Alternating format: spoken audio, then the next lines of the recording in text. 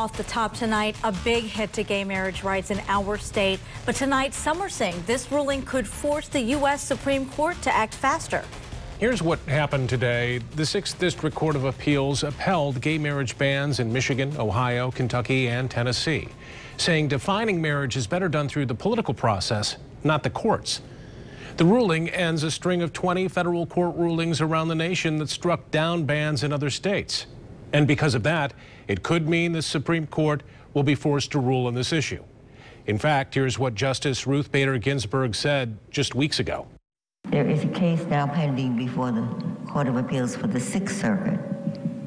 Now, if that court should disagree with the others, then there will be some urgency in the court taking the case. But when all of the courts of appeals are in agreement, there's no need for us to rush to step in.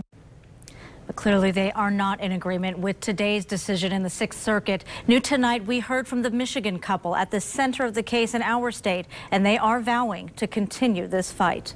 We stand before you to tell you that we are going to continue to fight. We're going to fight for the rights of our children, and we will do whatever it takes. April DeBoer and Jane Rouse have been on the front lines in Michigan, pushing for the right to marry and adopt each other's special needs children. And you guys are behind us, and we greatly appreciate that. You can't imagine how happy we are to see all these faces out here that came out to support us. Now, with the split among the nation's circuit courts, they're anticipating it will go to the Supreme Court, which would rule on whether to legalize same-sex marriages for all 50 states, ending the state-by-state push. There wasn't a conflict before when the other petitions for cert were up before the court.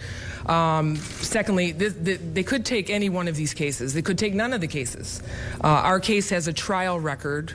We are the only case with a trial record, so that might be appealing to the court, but we just don't know what they're going to do. We gather together to celebrate the wedding of Jerry and Bruce. Welcome to the wedding of Linda and Roberta. We were there in March when the first same-sex couples to marry in West Michigan said I do.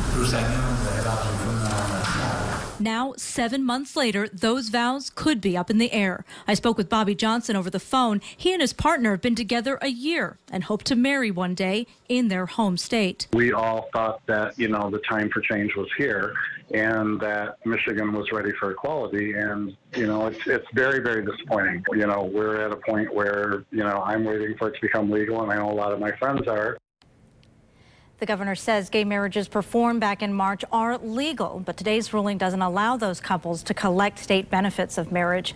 April DeBoer and Jane Rouse will be filing a petition within the next 2 weeks. And we're also hearing from the other side of this issue. The Michigan Catholic Conference sent us a statement saying, quote, "Today's ruling is a joyous occasion for many communities and families across the state that have sought to protect the traditional definition of marriage.